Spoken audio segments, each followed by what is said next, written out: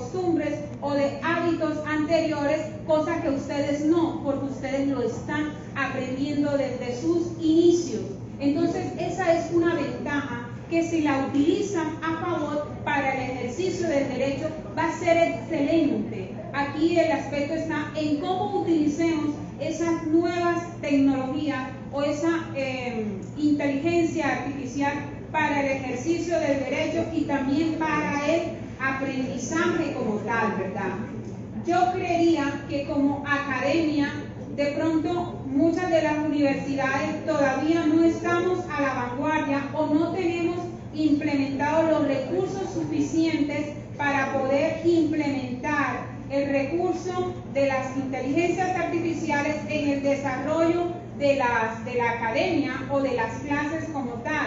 Todavía encontramos mucha tradicionalidad en la enseñanza, ¿verdad?, de la educación, cosa que de pronto, pues para algunos que ya están metidos en este tema de la inteligencia artificial, de las tecnologías, pues a veces como que les parece un poquito aburridor, ¿verdad? Sin embargo, es necesario que la academia, que las instituciones como tal, inyecten o, diría yo, se fortalezcan más en el tema de la inteligencia artificial, en el tema de las tecnologías, para poder a ustedes transmitirles, ¿verdad?, una enseñanza enfocada en estos aspectos también, claro está, en el derecho, porque estamos hablando aquí entre abogados, estudiantes y pues también otros que ya somos profesionales, y que es necesario llevar todo esto al plano del derecho, para que estemos también en competencia con los demás profesionales, porque vemos que en el tema de la salud, la inteligencia artificial es de bastante importancia, la utilizan mucho. Nosotros no podemos ser ajenos a esto, tenemos que hacer uso de ello. ¿Por qué les pregunté por el tema del GPT, verdad?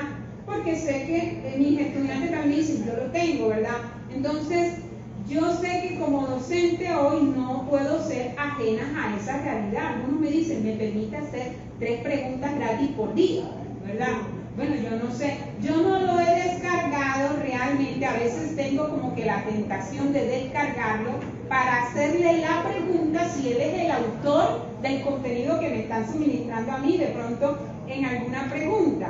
Porque como ustedes saben, este permite hoy incluso realizar párrafos, hacer contenidos extensos. ¿Qué me preocupa a mí tremendamente en este tipo de herramientas? Es el tema de la privacidad, ¿verdad?, del manejo de la información. Nosotros estamos suministrando material, ¿verdad?, que va a un servidor y es un servidor que pues está en procesamiento y que está en mejora cada día y todos esos registros van quedando allí. Lo que usted pregunta, lo que a usted se le responde, y hoy en día todo lo estamos reportando en red de tal forma que ya no pueden de cierta forma mapear, y no sé si de pronto es la terminología correcta, pero sí pueden hacer de nosotros un perfil completo a partir del uso de todo esto, ¿verdad? Entonces la verdad es que hay que ser muy cuidadoso en cuanto a ello. Y pues desde el punto de vista de la academia, yo creería que debemos implementar más este tipo de herramientas, ¿verdad?, para tener un buen uso de ello, ¿verdad? No usarlo de pronto de forma desordenada, sino de una forma inteligente que nos permita hacer un buen manejo del tiempo, que de cierta forma separe esas brechas de desigualdad. Se buscaría eso. Sin embargo, en el momento en que pienso en la desigualdad, pues también creería que esto va a generar, quizás alguien diría, va a romper las barreras de la desigualdad, pero creería que podría generar una mayor desigualdad, porque para aquellos que no tengan acceso a esta información o a este tipo de herramientas, no va a ser posible que estén en el mismo grado de competencia, ¿verdad?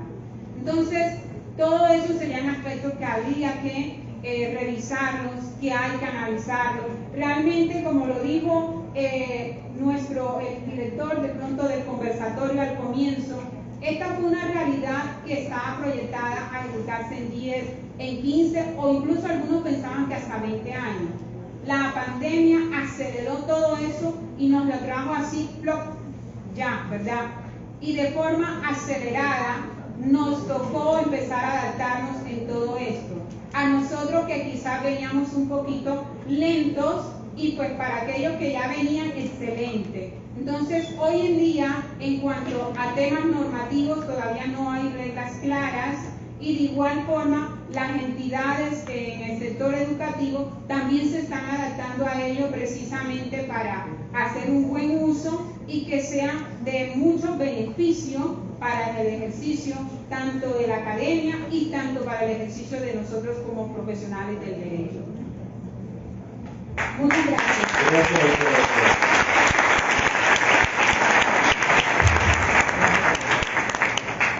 Como quiera que todavía nos quedan unos minutos, vamos a dar espacio para que nos formulen una o dos preguntas desde el auditorio, que será respondida por quien pida la palabra acá responderla. A ver, allá. El micrófono, por favor.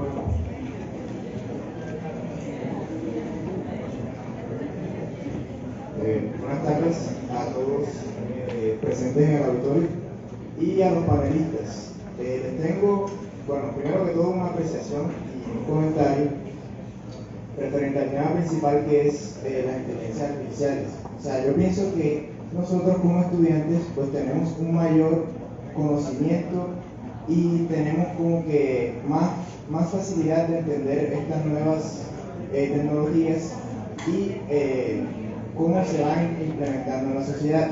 Hay un tema que creo que no tocaron, y si lo tocaron fue muy poco, que es el tema de cómo está evolucionando aceleradamente la inteligencia artificial. Primero comenzó con un pequeño aplicativo en Chrome que simplemente nos respondía preguntas, nos resumía textos y comenzó así. Ahora, literalmente, tú pones una voz en un aplicativo y te genera la voz de X persona, te pones una cara de X persona y te genera la cara de esa persona en un cuerpo físico, y eso es algo que nosotros vemos día a día pues, en muchas redes y en muchos medios tecnológicos. Ese tema creo que no lo tocaron, o lo hablaron un poquito. Entonces, esa es mi apreciación. Creo que hay que tener una cierta precaución con esta evolución que se está presentando.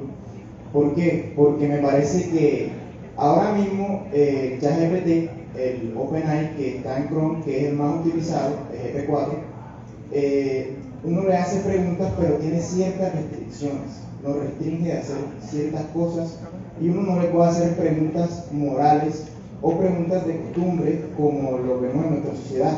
Nosotros no le podemos preguntar a ChatGPT si cuántos mortales andan sin casco en la calle. Nosotros no le podemos preguntar eso, porque es un tema de costumbre y un tema de nuestra sociedad. Eso todavía no está implementado, pero teniendo en cuenta el principio de que va evolucionando y que en algún punto, no sabemos si en un mes, 2 meses, 3 meses, se van a implementar temas morales y temas de costumbre, ¿cómo nosotros en el área del derecho vamos a utilizar o podemos implementar esas herramientas de costumbre en el área de, por ejemplo, del derecho civil? ¿Cómo podemos nosotros utilizar eso sin vernos opacados, sin vernos oprimidos? Porque va a llegar un punto en el que vamos a estar, ni siquiera vamos a necesitar, digamos, que asistir a una audiencia o preguntarle a una persona sobre la respuesta a esa jurisprudencia del caso, si ya la tenemos ahí, ya tenemos la respuesta ahí. Entonces, ¿cómo creen ustedes, mi pregunta es para cualquiera de los panelistas, cómo creen ustedes que nosotros debemos afrontar ese tema moral y de costumbre que posiblemente se puede implementar en el ChatGPT? Muchas gracias. El doctor Arturo Guzmán Badel, aquí de manera democrática lo designo a usted para que responda esa pregunta. Muy bien. Bueno, 10 minutos eran cortos y era muy difícil, pues, inicialmente hablamos del tema. La legislación laboral se ha adaptado al asunto. Yo voy a hablar algo del trabajo en casa, el trabajo remoto y el teletrabajo, que son tres figuras distintas. El teletrabajo tiene unas modalidades para que las entidades respondan, públicas, privadas o para los individuos, a estas necesidades que está suscitando la inteligencia artificial y la respuesta pronta, porque todo es la respuesta.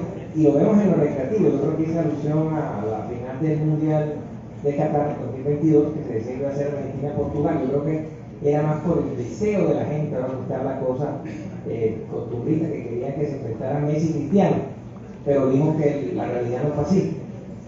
Se adaptan los marcos normativos y se adaptan los códigos penales. Yo diría más que con derecho de extracción pretoriana que con leyes, porque ya nos decían nuestros profesores de penal, el individuo, el delincuente es más creativo. O sea, aquí se elaboran tipos penales y el delincuente incurre en comportamientos lesivos a la convivencia social con una frecuencia inimaginable. Primero que dio un chance a La Habana en avión, no le pasó nada. Entonces, aquí en estos modelos, la propiedad, ahora se habla del metaverso, de comprar cosas en el metaverso, de asistir en las audiencias no con Arturo Guzmán Badel, sino con el avatar de Arturo Guzmán Badel. Pero yo decía que el problema no es ese, el problema es que, ya usted lo ha dicho, pueden colocar, hacer un fotomontaje o una imagen interactiva con mi apariencia, con mi voz, y creen que soy yo. ¿Qué le ha tocado hacer a la gente? Hacer actividades básicas, una llamada, o cuando le llaman uno de un banco, rápido, esa chica con voz así interioral, y mire que su entidad, lo siento mucho señorita, yo le agradezco, pero yo paso personalmente por la entidad. En temas de derecho privado, de transferencia de bienes y servicios, los bancos, el sector servicios quiso todo llevarlo a plataformas, llevarlo a aplicativos, inclusive ya no hay centros de llamada, ya un robot o un aplicativo suplantaba la voz humana y ya quería atender, pero con tanto fraude que ha habido, toca ir a la sede física por esas circunstancias, esos riesgos que usted advierte, porque lamentablemente los piratas informáticos, eso lo estábamos viendo, pasa con gobierno. Un joven, un adolescente, el otro día cacharreando, como dicen por ahí, se metió en el Pentágono. Los países de Europa Oriental, muchos personajes, por ejemplo, ciberdelincuentes, le secuestran a usted la información y le exigen un pago en criptomonedas. Esas criptomonedas no son reguladas, los gobiernos quieren hacerlo ahora. En Netflix hay un reportaje referido a un individuo que muere allá en unas vacaciones en la India, ustedes deben haberlo visto, y el otro socio ya tenía algunos antecedentes de defraudaciones y dejaron a la gente en la calle. Uno de los protagonistas de la historia, el $500,000 que le quedaba, contradijo las leyes económicas tradicionales. Le metió todos los huevos, o el único huevo, a una sola gallina y perdió hasta lo que le quedó. Entonces, en esto hay que ser cuidadosos, saber cuál es la plataforma, tener una mínima precaución. Pero ojo, en el derecho pienso que mucha aplicación va a tener en la investigación. Antes usted tenía que disponer unos instrumentos, ir ahora nada más con diseñar un aplicativo y hacer una llamada, o el que hace la rifa, ustedes no lo han visto ahora en la mensajería instantánea, ni vaya a cobrar, ni va a pegar la cara, simplemente le dice a los contactos y todo el mundo le transfiere por Next y por no sé qué, por la billetera digital. Y ahora las remesas del exterior ya habilitaron el servicio. No solo a nivel local, que usted recibe dinero o pide plata, sino que le pueden mandar la remesa de Estados Unidos, de España o de Israel al teléfono.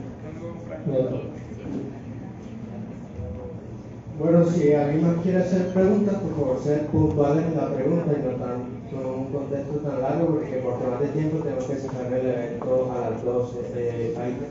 ¿Alguien más tiene una pregunta? Hay por ahí otra persona que quería participar. Otra pregunta, a ver, breve, sí.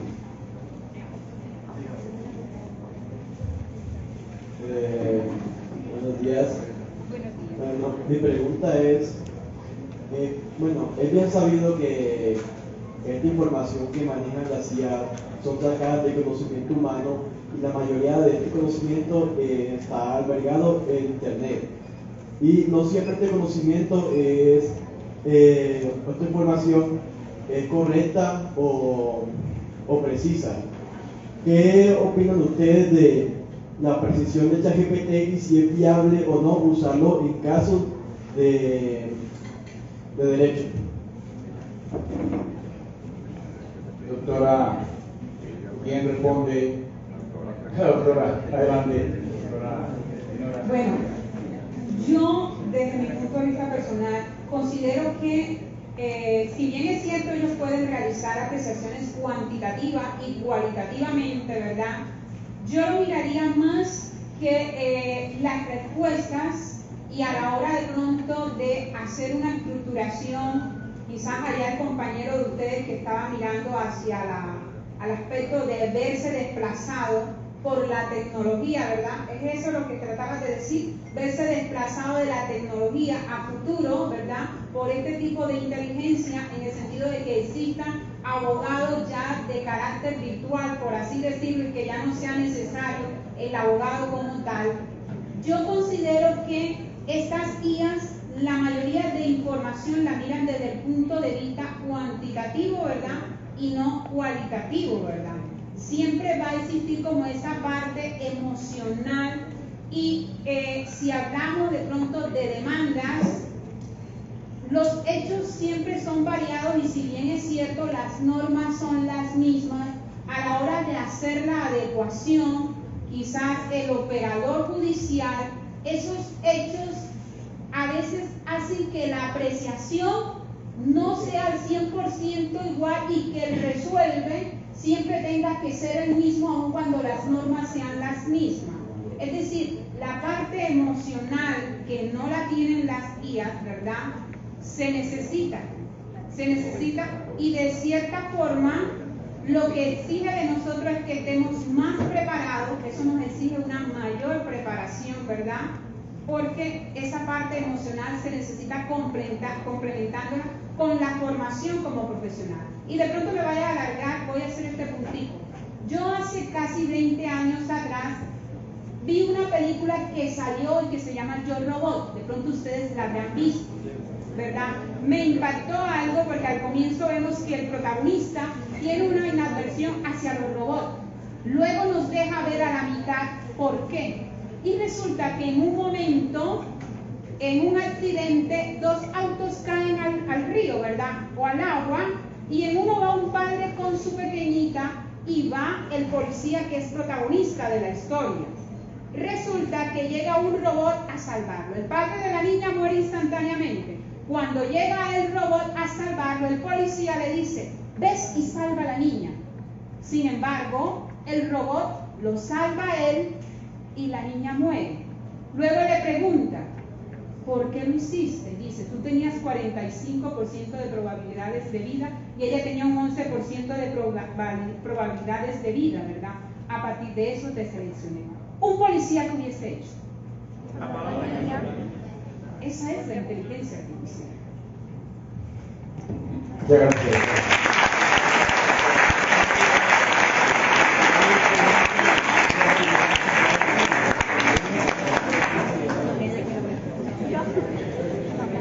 Bueno, de mi parte, señores Marina, muchísimas gracias. Muchas gracias a todos los presentes, tanto por su tiempo. Sabemos que es un poquito extendida esta actividad y es muy chévere saber que ustedes y nosotros como estudiantes en este campo nos interesamos por el futuro pues del derecho y a la vez por nuestro futuro. Y es un honor contar con su sabiduría, con su experiencia y que nos comuniquen toda su trayectoria legal. Ahora, para cerrar la actividad, hacemos llamado al profesor del área penal, José Luis Navarro, con 5 minutitos de intervención para sus palabras de cierre. Cabe añadir que ustedes, señores panelistas, se les hará llegar un certificado por su tan grata participación en el presente. Muchas gracias.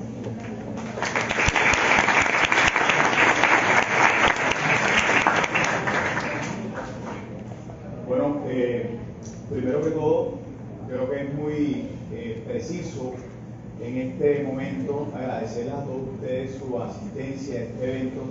De verdad que estoy muy feliz y muy complacido, no solamente por la calidad de las personas que estuvimos hoy acá acompañándonos, varios de ellos fueron mis estudiantes, concretamente 2 que me sentí muy feliz, muy orgulloso cuando las escuchaba contar su experiencia, porque básicamente eso es lo que yo siempre he querido insistir. Yo siempre le he dicho a ustedes, como mis estudiantes, y ayer incluso un mensaje que le mandaba al grupo de los egresados, yo les decía, estoy complacido de felicitarlos en el Día del Abogado a ustedes, ya no hablándoles como su profesor, sino como su colega, y les recalcaba la importancia que tenían ellos de dejar en alto el nombre de la universidad, ya que de una u otra manera iban también labrando el camino de cada uno de ustedes, que dentro de muy poco tiempo van a ser también egresados de la universidad. Resalto dos aspectos fundamentales, creo que ya volver a hablar sobre lo mismo no tendría sentido, porque ya estuvimos aquí más de una hora hablando sobre todo la tecnología y cómo ha impactado nuestra carrera desde todos los puntos de vista, pero sí hay que darle con dos aspectos importantes que creo que terminan concluyéndose en forma general y que fueron elementos comunes que cada uno de nuestros panelistas tuvieron a bien señalar. El primero, el elemento o la importancia de la ética. Yo creo que ese aspecto trasciende en todos los sectores de nuestra vida, no es solamente en las relaciones interpersonales, sino ahora también en el mundo virtual. Lo importante que es actuar siempre con una responsabilidad ética, actuar siempre teniendo o poniendo de frente nuestros valores fundamentales, que es lo que nos hace ser humanos, finalmente. Más allá de que podamos avanzar, quién sabe hasta dónde con todo este tema de la tecnología, nunca perder nuestra esencia como seres humanos. Y el segundo aspecto que me parece fundamental dentro de lo que se recalcaba en el discurso que dieron cada uno de nuestros panelistas es el aspecto de nuestro compromiso, el saber entender que las tecnologías, más allá de facilitarnos la vida, y ya lo vemos en otras profesiones, como por ejemplo la medicina, en donde los avances tecnológicos han hecho salvar muchas vidas, yo creo que como abogados tenemos un reto muy especial y es saber ingresar a ese mundo de la tecnología sin que la tecnología nos domine a nosotros, sino siempre siendo nosotros los que tengamos el control. Creo que esas son las dos conclusiones más importantes que pude resaltar de la intervención de cada uno de nuestros invitados. Nuevamente agradecerles a ustedes por haberse tomado el tiempo, por haber venido acá a nuestra universidad, habernos regalado su experiencia, a nuestro coordinador que realizó de manera muy excepcional su trabajo, y creo que estoy muy feliz con este conversatorio. Creo que cumplimos, doctora, con los objetivos y las expectativas que teníamos planteadas desde un principio. Nuevamente a todos un feliz Día del Abogado y que Dios